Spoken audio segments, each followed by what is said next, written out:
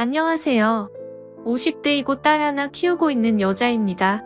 오늘따라 지인들에게도 말하지 못했던 제 지난 이야기를 적어볼까 하는 생각이 들어 이렇게 사연을 올립니다. 저는 3남매 중 맞이예요. TV에서 나오는 유명한 달동네에서 나고 자랐습니다. 밑으로 남동생, 여동생이 있고요. 아빠는 제가 어릴 때부터 타이어 공장에 나가셔서 일을 하셨고 퇴근하고 저녁 드시고 바로 동네 댄스 학원에 가서 춤 연습하다가 늦게 집에 오는 것이 일상이었습니다. 아버지는 형편이 어려운 가운데에서도 댄스 학원에 갈 때는 댄스화를 소중히 챙겨 들고 집을 나섰어요. 춤바람이 난 거죠. 어쩌다가 댄스 학원에서 만난 사람들과 약주를 하고 거나하게 취해서 집에 들어오셨죠. 잠자던 우리 새남매를 깨워서 지갑에 있던 10,000원짜리를 한 장씩 주면서 얘들아, 아빠가 능력이 없지만 너희들을 사랑한다는 것만은 잊지 마. 열심히 공부해서 이 가난을 벗어나보자. 라고 하셨어요. 그리고 아침이 되면 지갑에 돈이 빈다면서 혹시 너희들에게 돈을 줬었냐고 하면서 다시 돈을 걷어가셨어요. 술 드시고 온 날에는 다음날에 술 깨는 약을 사오라며 심부름을 시키기도 하셨어요. 저는 엄마를 닮아 외모가 예쁜 편이에요. 엄마가 결혼하고 시부모님과 같이 사셨다고 들었는데요. 친할아버지는 며느리인 엄마가 너무 예쁘다고 막걸리를 매일 한 잔씩 주셨대요. 그 버릇이 들어서 엄마는 알코올 중독이 된 것으로 알고 있습니다. 제가 어릴 때 엄마는 좀 잘 사는 동네에 파출부 일을 나가셨어요. 우리 학교 가면 점심시간쯤에 부잣집에 가서 집안일을 하고 집에 와서 밀린 살림을 하셨어요. 엄마는 내 팔자가 너무 지겹고 또 지겹다. 허름한 이 집도 지겹고 돈 없는 것도 지겹고 내 아빠는 춤바람이 나서 춤추고 다니지 술까지 먹지. 나는 희망이 없어. 그런데 너희 셋은 엄마 아빠처럼 가난하게 문문하게 살면 안 돼. 그러니 학교 잘 다니고 공부 열심히 해서 훌륭한 사람이 되어야 해. 라고 하셨습니다. 막상 저희에게 그렇게 말씀하셨지만 엄마는 우리 새남매가 잠들면 술 마시러 나가서 이른 새벽에나 들어오셨어요. 아침에 등교 준비할 때 엄마는 술에 취한 채로 잠이 들어있어서 아지인 제가 직접 도시락을 싸서 등교했습니다. 그렇게 미처 못한 집안일은 늘 제 몫이었습니다. 그러다가 아빠가 다니시던 타이어 공장이 한 건설사에 팔리게 되었습니다. 아파트가 세워질 것이라고 하더군요. 아빠는 졸지에 직장을 잃게 되었어요. 한동안 다른 일자리를 구하지 못한 상태에서도 저녁을 드시고 댄스 학원에 가서 춤을 추다 오셨습니다. 하루는 아빠가 저를 불러 앉혀놓고는 이렇게 말씀하시더라고요. 땡땡아, 아빠가 타이어 공장에서 일하다 보니 폐가 많이 상했어. 이제는 일하기가 힘들 것 같구나. 내가 중학교를 자퇴하고 돈을 벌었으면 좋겠구나. 그러다가 너는 검정고시를 보면 안 되겠니? 너무 미안하고 염치가 없구나. 나는 학교를 더 다니고 싶은데 우리 집 사정은 나아지질 않으니 어쩌나 많은 고민 끝에 아빠와 학교에 가서 자퇴 신청서를 내고 미신공장에 취업을 하였습니다. 저는 어릴 때부터 손끝이 야무지다는 소리를 들었습니다. 주임에게 일을 배워서 빠르고 꼼꼼하게 일을 곧잘 한다는 칭찬을 받으며 묵묵히 공장에 다녔습니다. 그러면서 받은 월급은 최소한의 용돈을 제외한 채 집에 그대로 갖다 드렸어요. 엄마는 여전히 오전에 파출부 일을 하셨고 아빠는 집에서 부업을 하셨어요. 부업은 시간 대비 돈이 안 되었지만 아빠는 놀 수만은 없다며 집에서 할 수 있는 여러 가지 부업거리를 받아와서 하셨습니다. 엄마가 파출부 일을 해서 번 돈과 제가 드린 돈으로 생계를 꾸려나가셨고 동생들은 어렵게 학업을 이어갈 수 있었습니다. 저는 20대 후반까지 미신공장에 다녔고 반장 자리에까지 올라갔어요. 검정고시를 볼 여유는 전혀 없었고요. 밑에 남동생은 공부를 잘하지는 못했고 전문대학에 진학하게 되어 제가 받은 월급으로 동생 등록금을 내게 되었습니다. 아빠는 아들이 대학에 입학했다며 장하다고 추켜 세워주었고 남동생은 저를 금고로 여기고 대학 생활에 필요한 돈을 지속적으로 요구하여 어쩔 수 없이 자진해서 잔업을 하면서 동생에게 돈을 대주게 되었습니다. 남동생과 1살 터울인 여동생은 공부를 잘해서 서울 상위권대학에 장학생으로 입학하게 되어 제 부담은 좀 덜었지만 용돈을 요구하는 바람에 하루라도 정시에 퇴근하는 날 없이 잔업을 더해서 용돈을 마련해주게 되었어요. 생활비에 대학생인 동생들에게 드는 돈만 해도 어마어마해서 제 몸은 돌볼 여유가 없었고 옷도 마음대로 못 사고 미용실도 못 가고 살았습니다. 그러다가 어느 날 같은 공장에서 묵묵히 일하던 과장님이 점심시간에 저를 부르더라고요.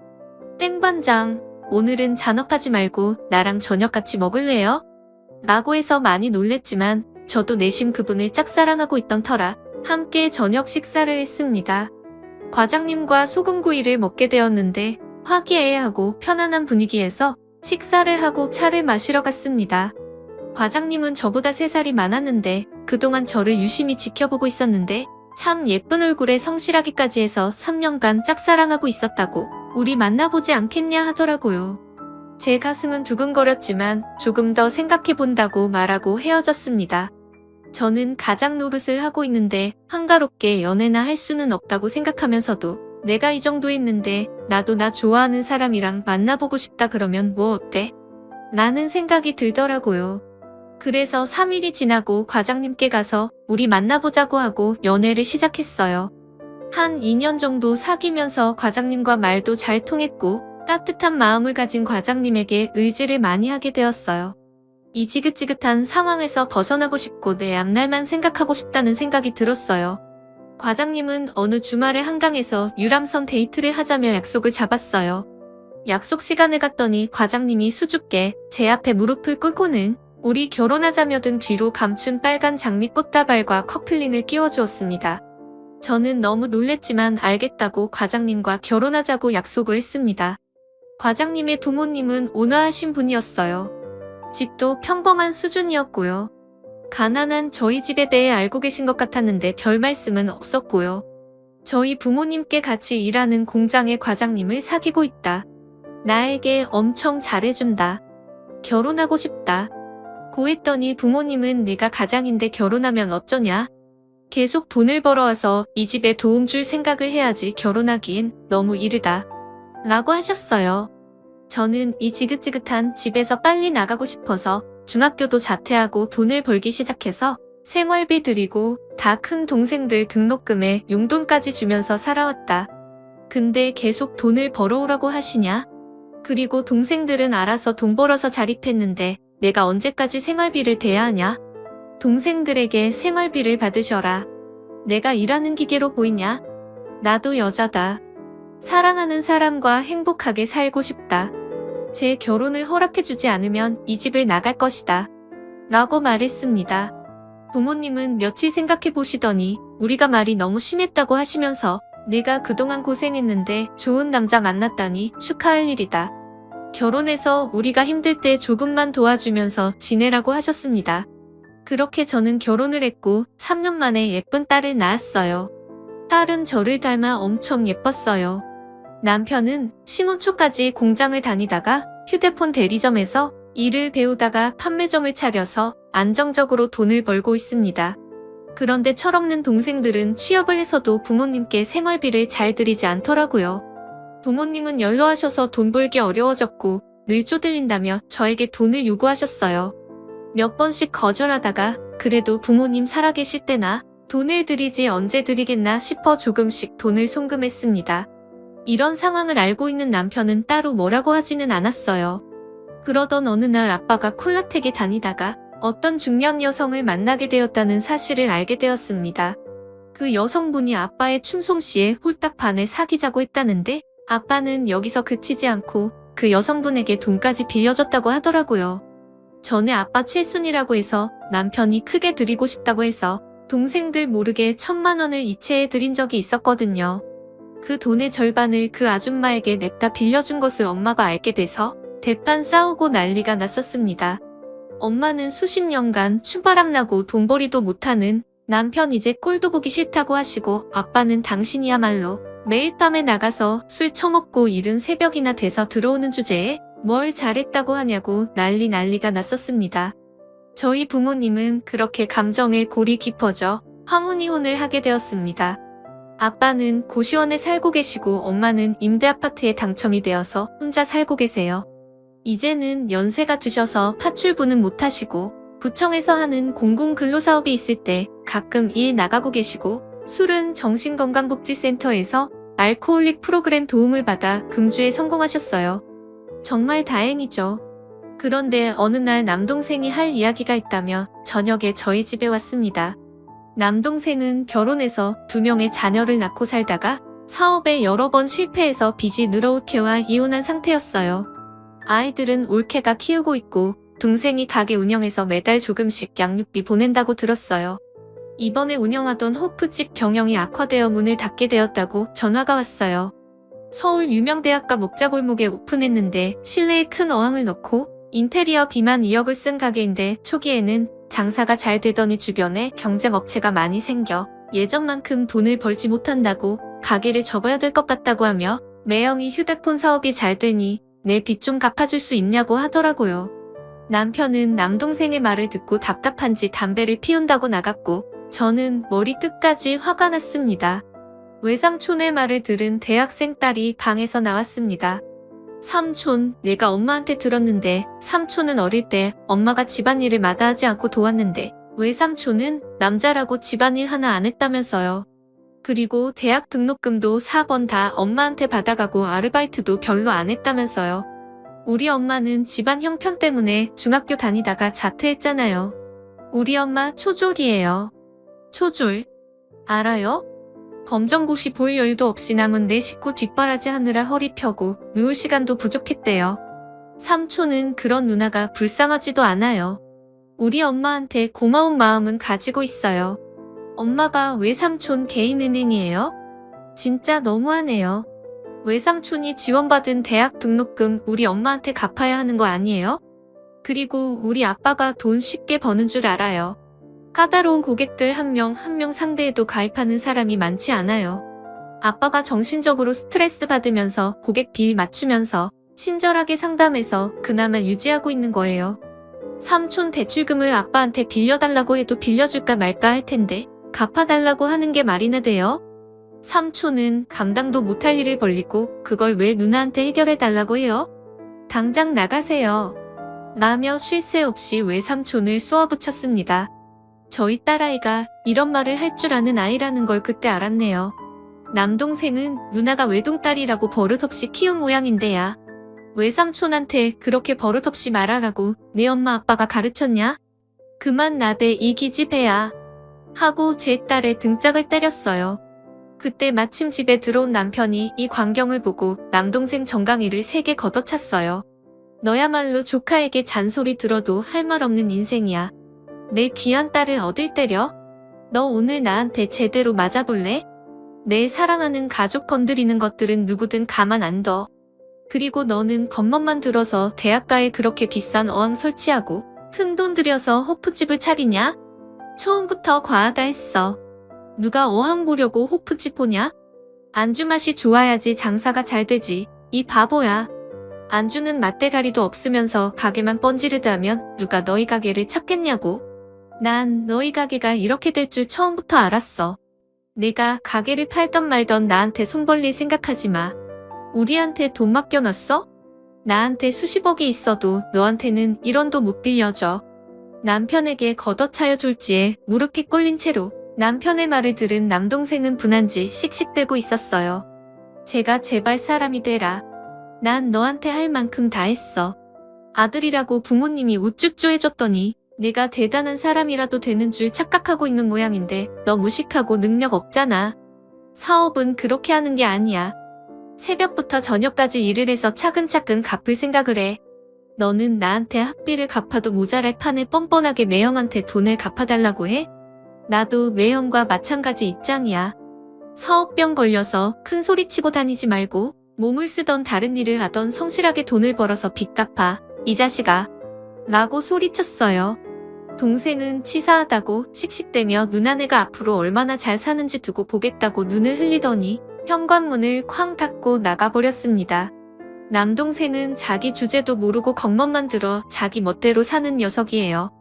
자기 빚은 자기가 알아서 해결하는 게 맞는 거죠. 저 어릴 때부터 가족을 위해 학업도 포기하고 초졸자로 살아가고 있는데 이제는 친정 식구 챙기기 싫어요. 아니, 구체적으로 말하자면 남동생은 절대로 도와주기 싫어요. 제 나이도 많은데 제 마음 가는 대로 해도 되겠죠. 글을 쓰고 나니 마음이 좀 가벼워졌네요. 여러분들께서 따뜻한 위로와 조언을 저에게 주신다면 마음이 더 가벼워질 것 같습니다. 감사합니다. 고생 많이 하고 사셨네요. 그래도 좋은 남편과 똑소리 나는 따님이 있어서 행복하시겠습니다. 이제 가족들만 생각하시며 행복한 일상 만들어 가시기 바랄게요. 다음 사연입니다. 안녕하세요. 저는 얼마 전 대학에 들어온 20대 초반 여자예요. 말하기 조금 부끄러운데 어디 말할 것도 없고 용기 내서 글 써보네요. 요즘은 SNS 시대잖아요.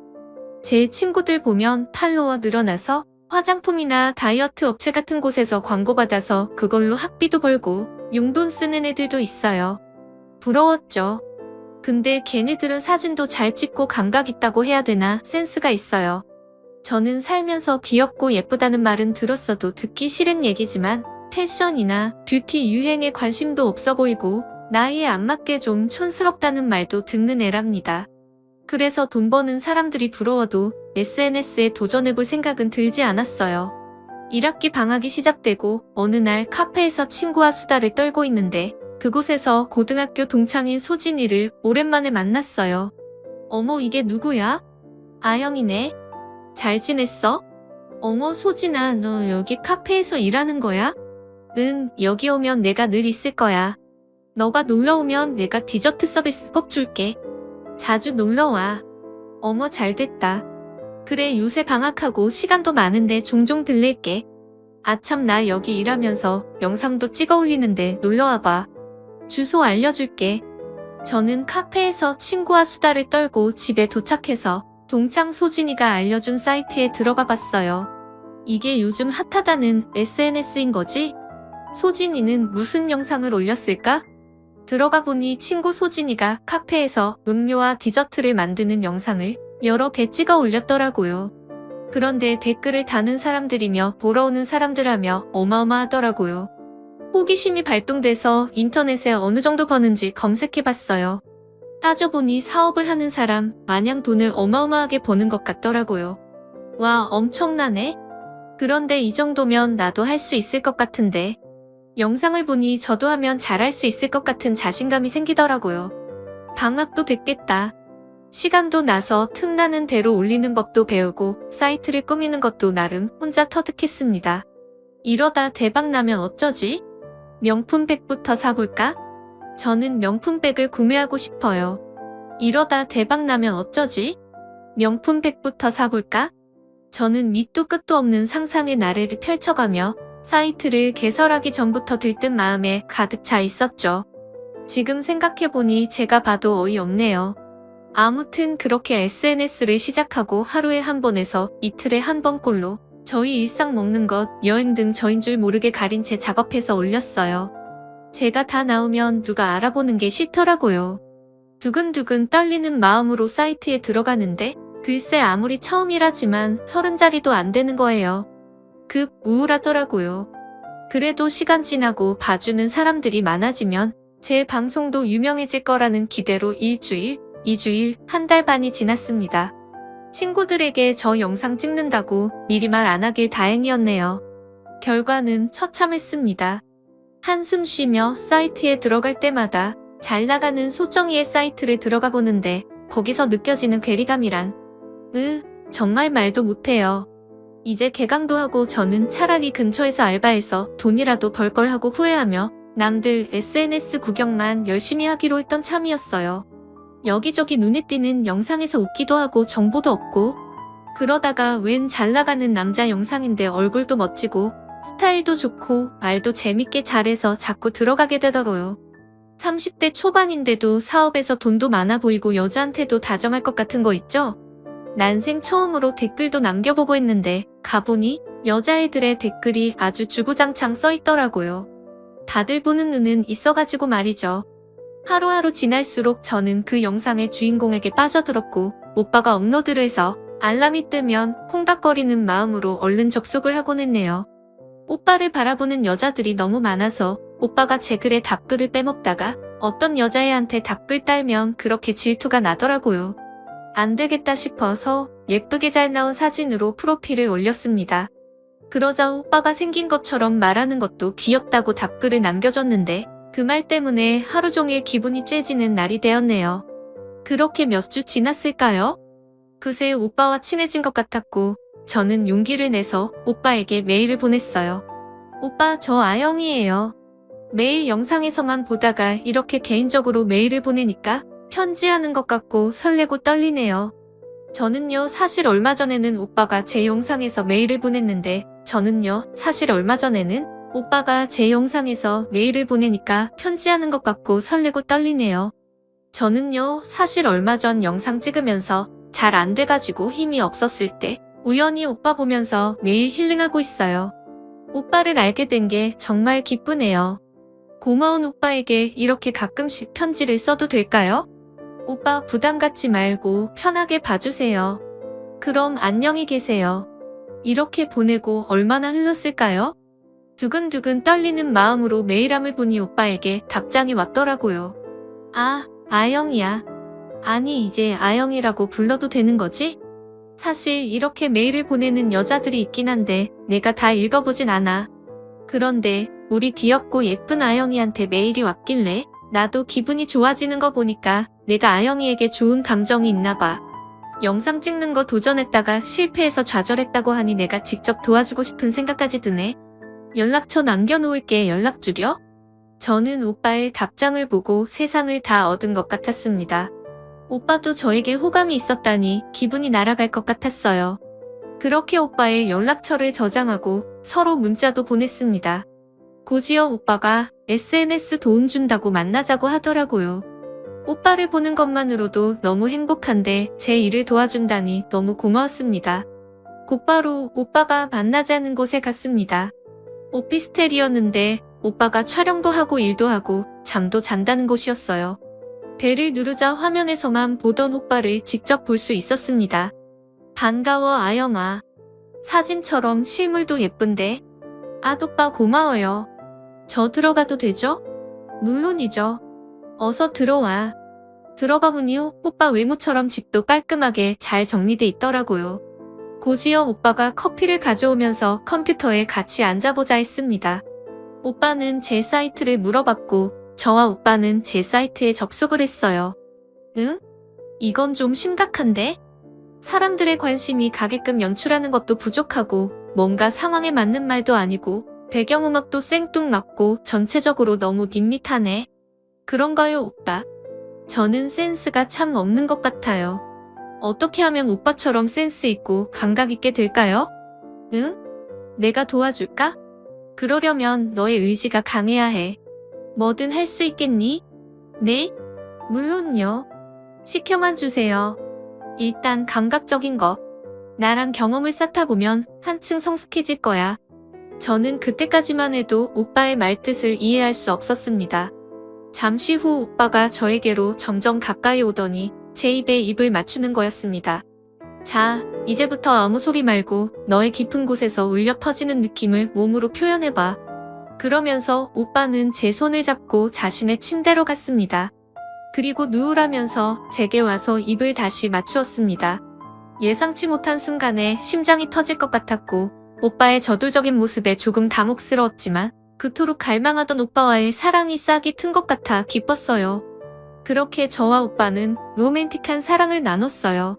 멋진 오빠는 눈빛이며 손길 하나하나 섬세하고 정말 매혹적인 남자였어요. 잠시 뒤 저녁이 되자 오빠는 저를 마중하면서 내일 본인의 영상에 제가 댓글을 달면 자연스럽게 홍보해준다고 하더라고요. 다음날 오빠 말대로 저희 댓글을 많은 사람들이 보고 오빠가 따로 홍보도 해줘서 꽤 많은 사람들이 제 사이트에 와줬더라고요. 갑자기 숫자가 치솟는데 정말 꿈 같았습니다. 저는 오빠가 새겨준 말처럼 감각을 익히고 사람들이 좋아할 만한 연출을 하기 위해 노력했습니다. 시간이 흐르자 제 사이트도 성장을 하더군요. 어느 날 오빠에게 다시 연락을 하고 만나자고 했는데 그날은 바쁘다는 거예요. 제가 촉이 좋은 건지 오빠의 사이트를 제 부계정으로 들락날락해보니까 어떤 여시같이 생긴 여자와 갑자기 친해진 게 보이더라고요. 설마 하는 마음으로 오빠의 오피스텔 근처로 가보았습니다.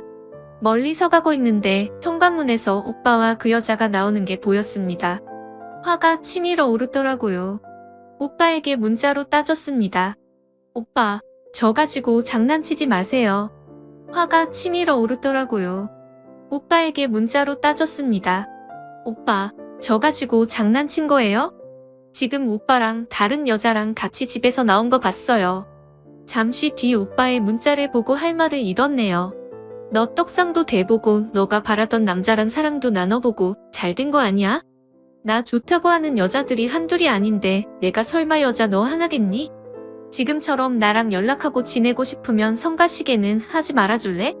이게 말인지 방구인지 화가 치밀었네요. 오빠의 실체를 온 세상에 떠발리고 싶었습니다. 하지만 오빠 덕분에 제 사이트도 살아나고 나쁜 남자 같은데도 연락하면서 자꾸 오빠 얼굴이 보고 싶은 거예요. 이런 제가 바보 같네요. 저는 어떻게 해야 할까요? 오빠가 정한 여자로 보게 할 수 있는 방법은 없을까요? 오늘도 그런 오빠에게 복수하고 싶다가도 저를 로맨틱하게 끌어안아줬던 오빠가 떠오르는 하루네요. 오늘의 사연 여기까지입니다. 지금까지 읽어주신 모든 분들 감사합니다. 모두 행복한 하루 되세요.